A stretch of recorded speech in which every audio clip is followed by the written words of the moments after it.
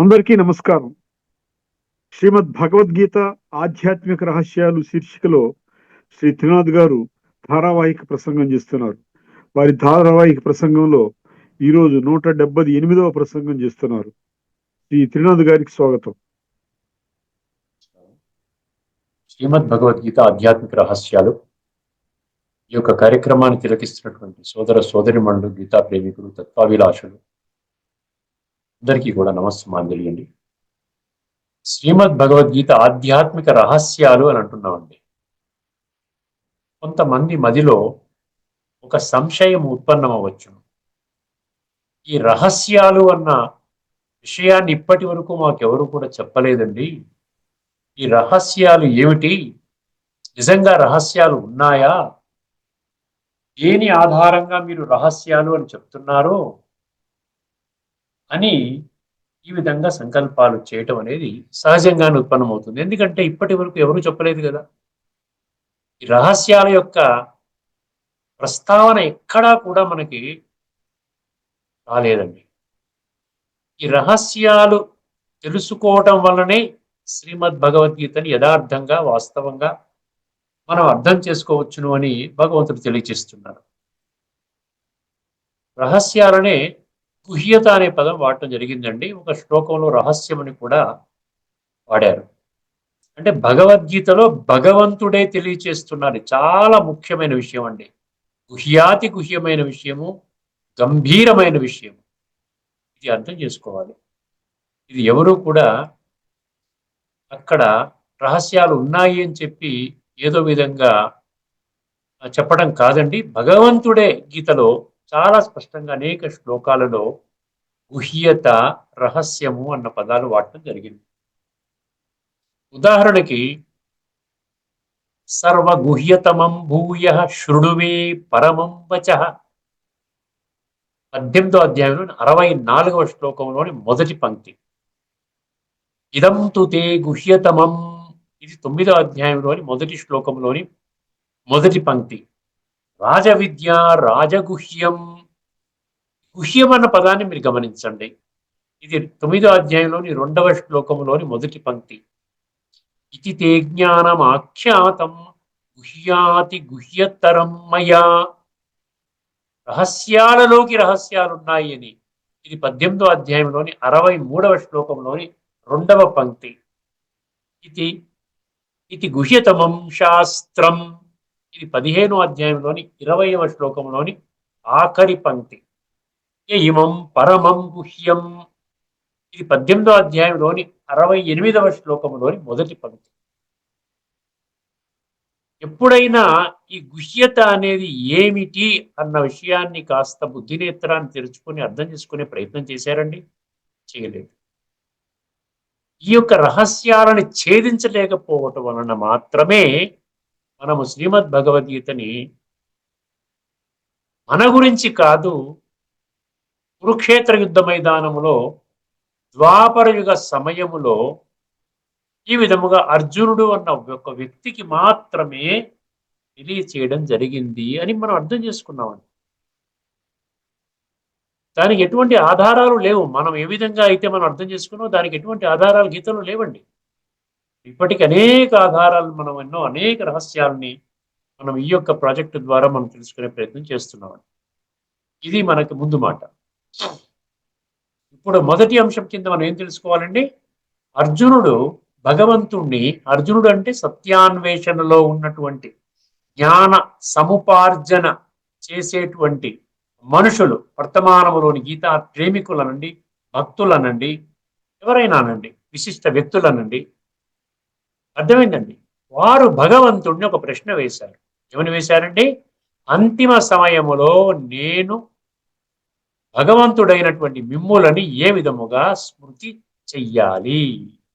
దానికి సమాధానంగా అనేక శ్లోకాలు మనం ముందుంచడం జరిగింది. సాక్షాత్తు భగవాను వాచలో అది 8వ అధ్యాయంలోని శ్లోకాలు అన్నమాట. మొదటి 4 శ్లోకాలు తీసేస్తే తర్వాత 9 శ్లోకాలలో భగవంతుడు చాలా స్పష్టంగా మనకు అర్థం చేయించడం జరిగిందండి. ఇప్పుడు మనం ఈ ఎపిసోడ్లో మనం ఒక అద్భుతమైన శ్లోకాన్ని తీసుకోబోతున్నామండి. ఇది మనము ఇదివరకు మనము 8వ అధ్యాయంలోని 9వ శ్లోకాన్ని చర్చించుకున్నాము. ఇప్పుడు 8వ అధ్యాయంలోని 10వ శ్లోకాన్ని, చాలా ముఖ్యమైన శ్లోకాన్ని మనము చర్చించుకోబోతున్నాం. ఒక్కసారి ఆ శ్లోకాన్ని వినండి. అక్కడ అంతిమ మన యొక్క ప్రయాణం ఏదైతే ఉందో చూసారా, ప్రయాణకాలే అంటూ మొదలు పెడతారు ఆ శ్లోకంలో.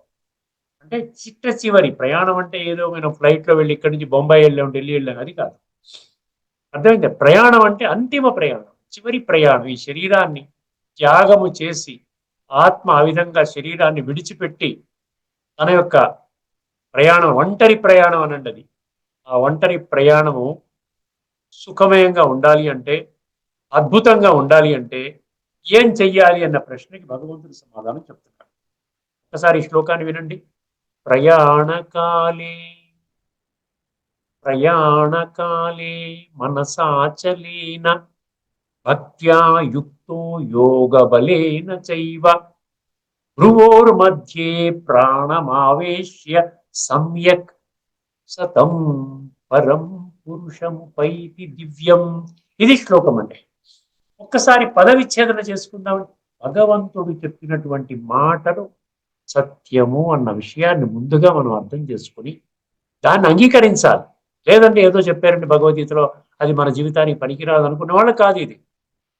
ఏ కొద్ది మందికో, నూటికో కోటికో కొద్ది మందికి మాత్రమే కదా. 7వ అధ్యాయం 3వ శ్లోకంలో ఏం చెప్పడం జరిగింది? మనుష్యాణం సహస్రేషుని ఆఖరిలో ఉన్నాడు, మాం వేత్తి తత్వత, తత్వం ఆధారముగా, ఆధ్యాత్మిక దృష్టికోణం ఆధారంగా నన్ను అర్థం చేసుకున్న వాళ్ళు అతి కొద్ది సంఖ్యలోని మనుషులు మాత్రమే, భక్తులు మాత్రమే అంటున్నారు. ఇక్కడ ప్రయాణకాలే, ఈ ప్రయాణ కాలంలో ఒక 3 విషయాలని స్పష్టం చేస్తున్నాడు. మన యొక్క స్థితి ఏ విధంగా ఉండాలి, మన యొక్క స్థితి ఏ విధంగా ఉండాలి. శరీరాన్ని చాలించే ముందు, శరీరము మనం ఎప్పుడు చాలిస్తామో మనకి ఎవరికి తెలియదండి. అందుకనే గీతలో ఇంతవరకు మనం ఒక శ్లోకాన్ని చర్చించుకున్నాం కదా, తస్మాత్ సర్వేషు కాలేషు మాం అనుస్మరయుధ్య చ మయ్యర్పిత మనోబుద్ధి యో మద్భక్త సమే ప్రియ అన్నాడుగా. సర్వేషు కాలేషు, ఎందుకంటే ఎవరికైనా ఈ ప్రపంచంలో ఎవరైనా చెప్పగలుగుతారండి, నేను అనుకున్న సమయంలో శరీరాన్ని త్యాగం చేస్తాను, అదర్వైజ్ నాకు మృత్యు అనేది రానే రాదు, నేను కోరుకున్నప్పుడే వస్తుంది. లేరండి. ఇది ఏ విధంగా చెప్పినా కూడా అది సత్యదూరం అండి. ఒకసారి అర్థం చేసుకో. నిజంగా ఎవరు కోరుకున్నప్పుడు వాళ్ళే వెళ్ళిపోయేలాగా ఉన్నట్లయితే మనం ఏం పురుషార్థం చేయాల్సిన అవసరం లేదు. అంతిమ క్షణం మనకు తెలుసు కదా. తెలిసినప్పుడు మనంతట మనమే ఏం చేస్తాం? భగవంతుని ధ్యానం చేసుకుంటాం. మనంతట మనమే చేసుకుంటాం. ఎందుకంటే మనకు తెలుసు కదా. తెలియదు కాబట్టి భగవంతుని యుక్తులని మనం చెప్తున్నాడు. ప్రయాణకాలే ఏమంటున్నాడు? మనసు అచలేనా అన్నాడు. మనసు చెల్లించకూడదు అంటున్నాడు. అచలేన స్థిరమైనటువంటి మనసు, ఒకటి ఫోకస్డ్ మైండ్ అన్నమాట. ఎక్కడ ఫోకస్ చేయాలి?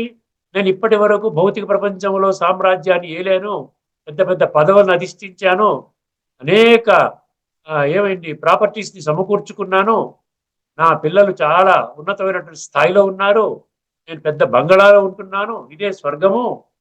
ఇవన్నీ అవసరం లేదండి.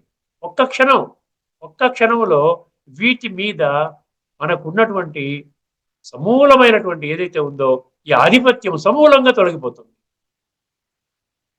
ఎక్కడ ఎటువంటి ఆధిపత్యము మనకు ఉండదండి. అర్థమైంది? అందుకని ఏమంటున్నాడు? ఇప్పుడు ఎలాగైనా నీకు ఉండదు కదా, కాబట్టి ఇప్పుడే మనసు ద్వారా నువ్వు త్యజించి ఏం చెయ్యాలి? మనసు అచలేనా అన్నాడు. అచలేనా అంటే చెలించకూడదు. మొట్టమొదటి లక్షణము మనస అచలేన. నేను మనసులో పరిపరి విధాలుగా కోరికలు వస్తాయి. మనసు అనేటువంటిది మనం దాని ఆ గుర్రాన్ని కళ్ళు వేయకుండా ఉంటే ఎలా పరిగెడుతుందండి, ఆ విధంగా మనకేమవుతుందండి, ఆ గుర్రము, మనస్సుని గుర్రంతో పోల్చారు కదా, కళ్ళెము లేనటువంటి మనసు.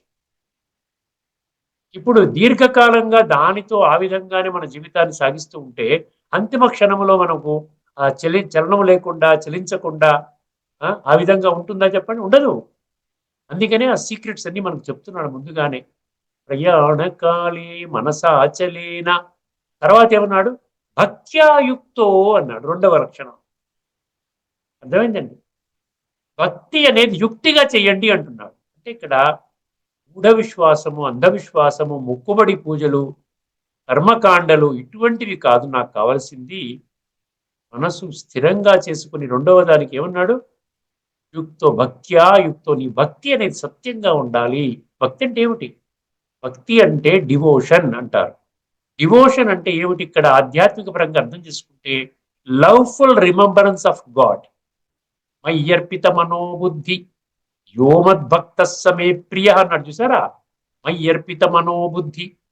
సో ఆ విధంగా మనసుని బుద్ధిని భగవంతుడికి అర్పించి టోటల్ గా సరెండర్ అయ్యి, అర్థమైందండి, భగవంతుడే ఇప్పుడు నాకు సర్వస్వము అన్నటువంటి స్థితిలో ఆ విధంగా అటువంటి భక్తి అనేది ఉండాలి అంటున్నాడు.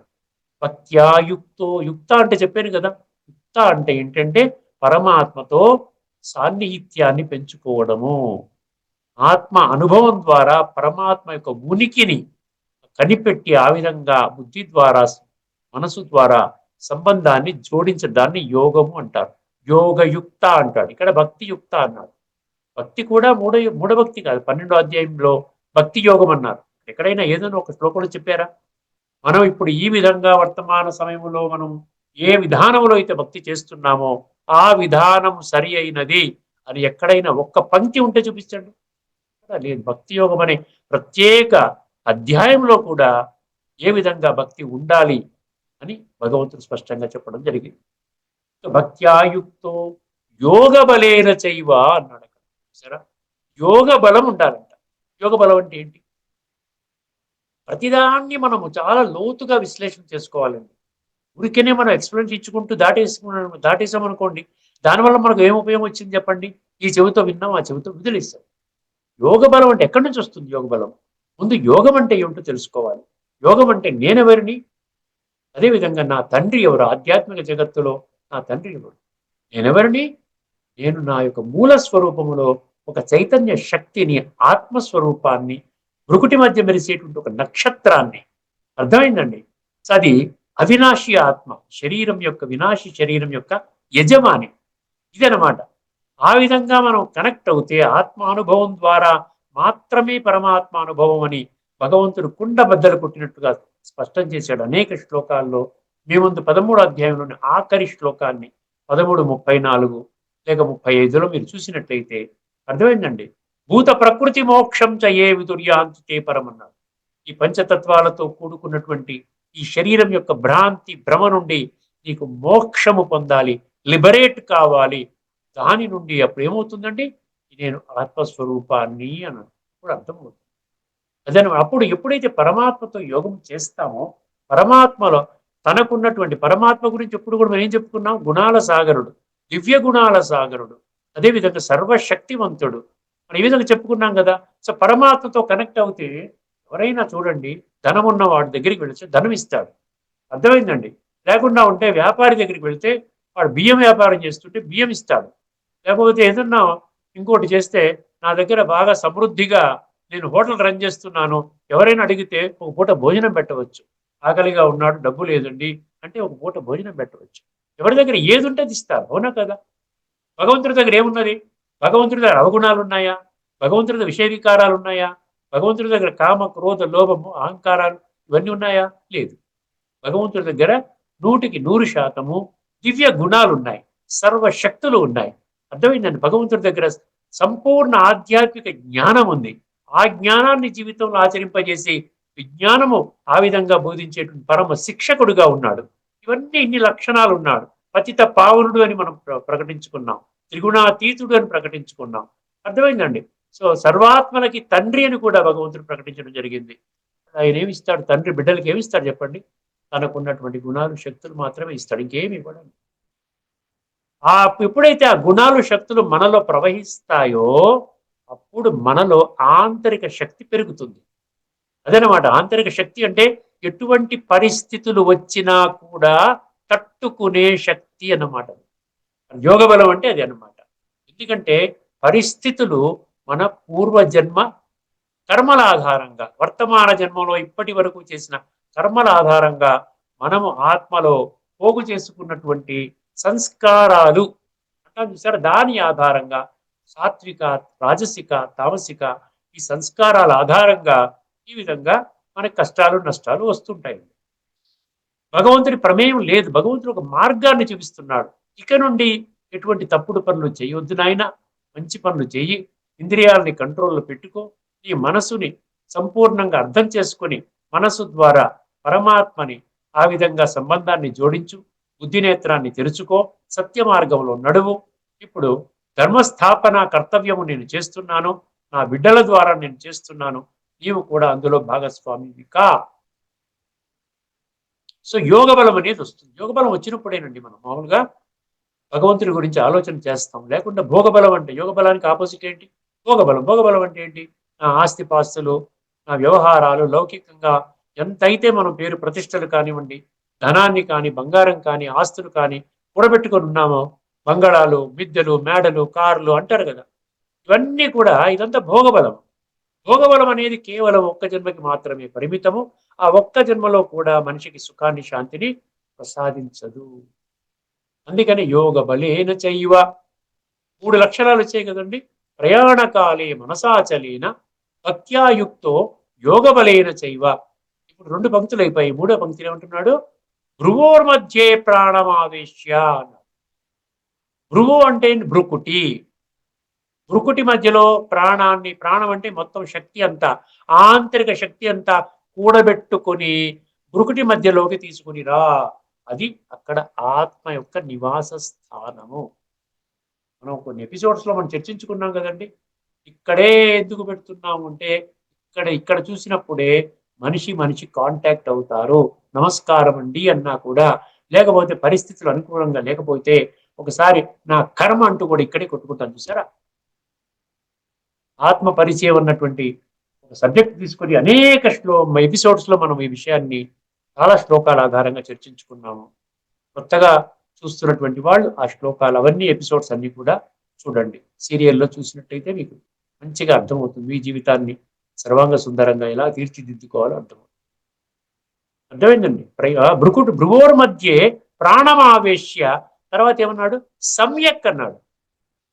సమ్యక్ అంటే ఏంటి? చక్కగా, సంపూర్ణంగా. కంప్లీట్ అంటే సంపూర్ణంగా, చాలా వాస్తవంగా, ఇవన్నీ వస్తాయన్నమాట.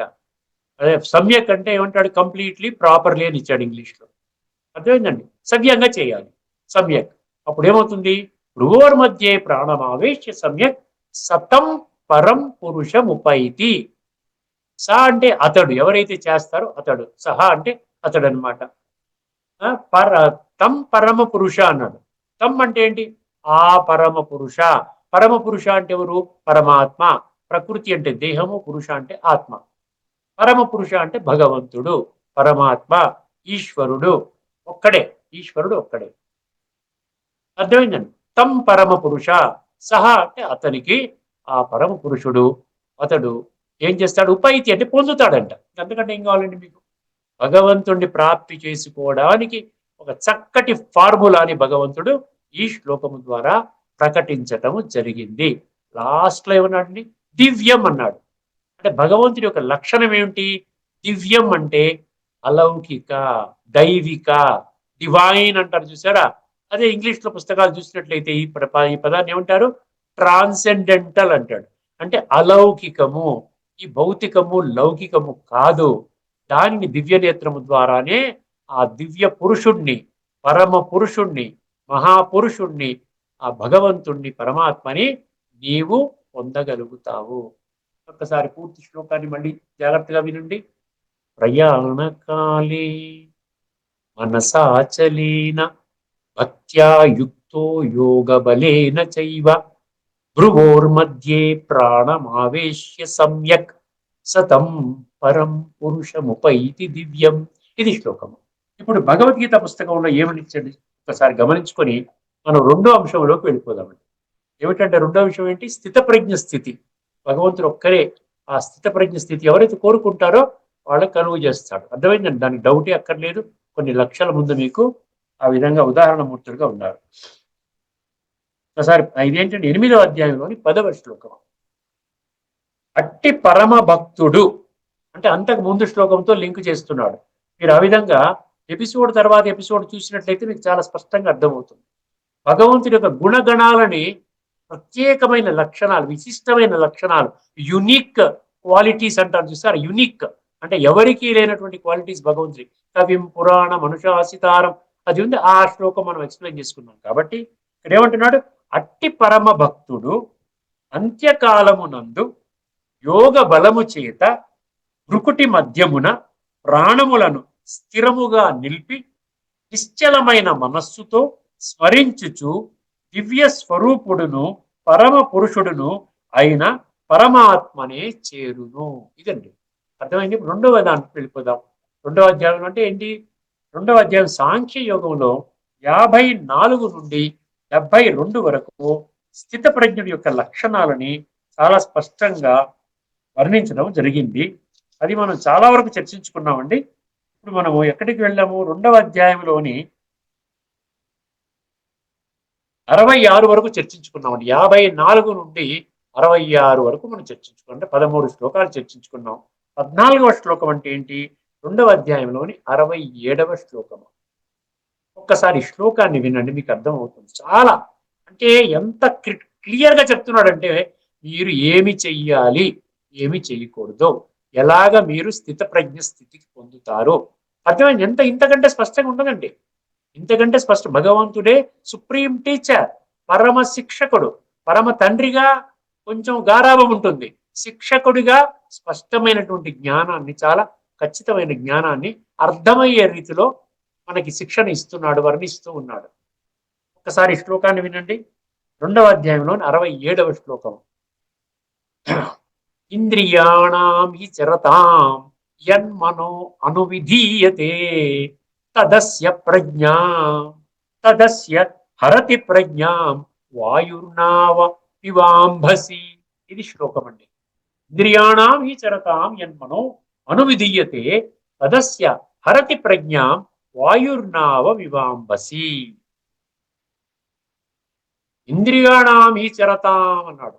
ఇంద్రియాలలో మనము గాని చరించినట్లయితే, భౌతిక ఇంద్రియ సుఖాలకి అలవాటు పడిపోయి ఇప్పటిదాకా ఉన్నాం కదా, ఇప్పుడు ఇన్ని విధంగా భౌతిక సుఖాల దాంట్లో దూరిపోయి మనం ఉండి ఒక్కసారి స్థిత ప్రజ్ఞ స్థితిలోకి రావాలి అంటే ఏమైనా కుదురుతుందా చెప్పండి?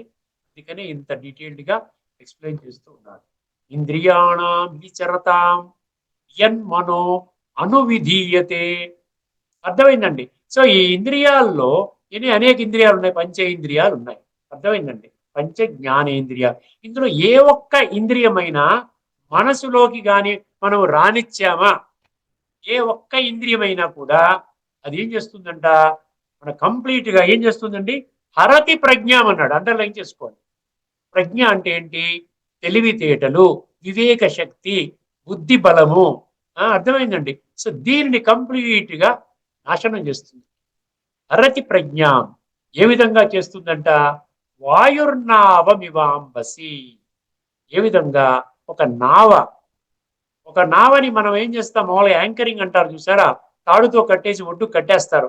ఒక ఇనప దానికి కడ్డీకి ఏం చేస్తారు, ఆ నావని కదలకుండా అక్కడంతా ప్రయాణికులు దిగిపోయిన తర్వాత ఆ రాత్రికి కట్టేస్తారు. మళ్ళీ తెల్లారి పొద్దున్న మళ్ళీ ప్రయాణం స్టార్ట్ చేసినప్పుడు అంతిస్తారు. అర్థమైందండి. సో ఒకవేళ కానీ కట్టకపోతే ఏమవుతుంది?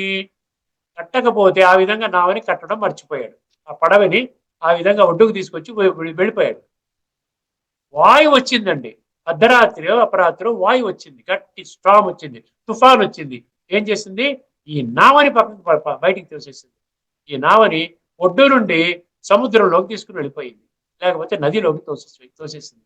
సో ఏ విధంగా ఒక బలమైన తుఫాను ఈ విధంగా ఈ కంట్రోల్లో లేనటువంటి నావని, యాంకరింగ్ చేయనటువంటి నావని ఏ విధంగా అయితే తోసేసి పడేస్తోందో, అదే విధంగా అనేక ఇంద్రియాలలో మనిషి చరిస్తున్నటువంటి మనిషి, అందులో ఏ ఒక్క ఇంద్రియమైనా ఆ విధంగా మనస్సు గాని ఆకర్షించిందంటే, చూసారా, కళ్ళు ఒక ఇంద్రియము, ఆ ఎదురుగుండా ఏంటండి ఇంద్రియ శబ్దం ఏంటి?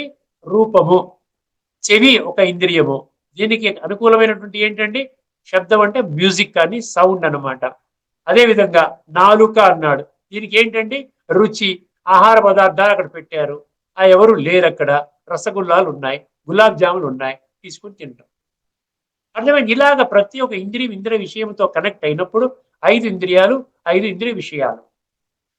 అందులో ఏ ఒక్క ఇంద్రియమైనా మనస్సు కాని తీసుకున్నది అంటే అది మంచిగా తీక్షణంగా యోగం చేస్తున్నటువంటి వ్యక్తి, పరమాత్మతో సంధానం చేయడానికి సమకూర్చుకున్న వ్యక్తి, ఆ విధంగా కూర్చున్న వ్యక్తికి ఒక్కసారి ఏ ఒక్క ఇంద్రియమైనా కానీ గట్టిగా లాగింది అంటే మాత్రము అది మనిషిని సమూలంగా, అర్థమైందండి, మనస్సు అంటే ప్రజ్ఞ మన యొక్క బుద్ధిని సమూలంగా హరిస్తుంది. ఏ విధంగా హరిస్తుంది అంటే ఆ నావని ఏ విధంగా అయితే తుఫాను లాగేసి ఎక్కడో పడేస్తోందో కంట్రోల్ లేనటువంటి నావని, ఆ విధంగా కంట్రోల్ తప్పిన మనిషిని ఆ విధంగా ఈ విధంగా ఉన్నటువంటి ఇంద్రియాలు పడేస్తాయి. ఇదన్నమాట తత్వం. ఒక్కసారి ఈ శ్లోకాన్ని గమనించండి. ఇంద్రియాణం ఈచరతాం యన్మనో అనువిధీయతే తదస్య హరతి ప్రజ్ఞాం వాయుర్నావ వివాంబసి. ఇక్కడ మీనింగ్ ఏమిచ్చాడు? నీటిపై తేలుచున్న, చాలా జాగ్రత్తగా వినండి, నీటిపై తేలుచున్న నావను గాలి నెట్టి వేయును. నీటిపై తేలుచున్న నావను గాలి నెట్టి వేయును. అట్లే ఇంద్రియార్థముల యందు సంచరించు. ఇంద్రియార్థములు అంటే sensory objects, sensory objects, sense objects. దాన్ని ఏమంటారు? ఇంద్రియ విషయాలు అంటారు తెలుగులో. అర్థమైంది? ఇంద్రియాలు, ఇంద్రియ విషయాలు. సో ఈ విధంగా చక్షు, శ్రోత్ర, జిహ్వ, గ్రాణ, ఈ పంచ జ్ఞానేంద్రియాలు, శబ్ద, స్పర్శ, రూప, రస, గంధ, ఇది ఇంద్రియ విషయాలు. సో ఈ కనెక్షన్ ద్వారా మన ఏ ఒక్క ఇంద్రియమైనా కూడా ఆ విధంగా మన యొక్క గతి తప్పింది అంటే, మనసును ఆకర్షించింది అంటే, సో ఆ మనిషి యొక్క బుద్ధిని పూర్తిగా భ్రష్టు పట్టించి తప్పుదారిన పడేస్తుంది, జీవితాన్ని నాశనం చేస్తుంది. అట్లే ఇంద్రియార్థముల యందు సంచరించు ఇంద్రియములలో మనస్సు ఏ ఒక్క ఇంద్రియముతో కూడి ఉన్నను ఆ ఒక్క ఇంద్రియమే మనోనిగ్రహము లేని మనుజుని బుద్ధిని, మనోనిగ్రహము లేని మనుజుని బుద్ధిని అనగా విచక్షణ శక్తిని హరించి వేయును. మనం ఈ యొక్క చర్చని మనం ముగించుకుందాం. మరొక శ్లోకం తీసుకొని అదేవిధంగా స్థితప్రజ్ఞ స్థితి ఏ విధంగా మనం పొందాలి అనేటువంటి ఆ శృంఖలంలో మనం 72వ శ్లోకం వరకు ఉంది. మనం ఇప్పుడు 67 చర్చించుకున్నాం. 68, 69, 70, 71, 72 ఇంకా 5 శ్లోకాలు ఇందులో మిగిలి ఉన్నాయి. అందులో కూడా మనకి ఇంకో 2-3 శ్లోకాలు మిగిలి ఉన్నాయి. అది మనం పూర్తి చేసుకుందాం. రాబోయేటువంటి 2-3 ఎపిసోడ్స్ లో అది కంప్లీట్ చేసుకొని మరో కొత్త అంశాన్ని మనం ప్రారంభించుకుంటాము. అంతవరకు సెలవండి. మీ అందరికీ నమస్కారము. లోకా సమస్త సుఖినో భవంతు. ఓం శాంతి. శ్రీమద్ భగవద్గీత ఆధ్యాత్మిక రహస్యాలు శీర్షికలో శ్రీ త్రినాథ్ గారు ఆధ్యాత్మిక రహస్యాలు, తాత్విక విధానాన్ని తార్కిక విధానంలో చర్చించారు. వారికి ధన్యవాదాలు.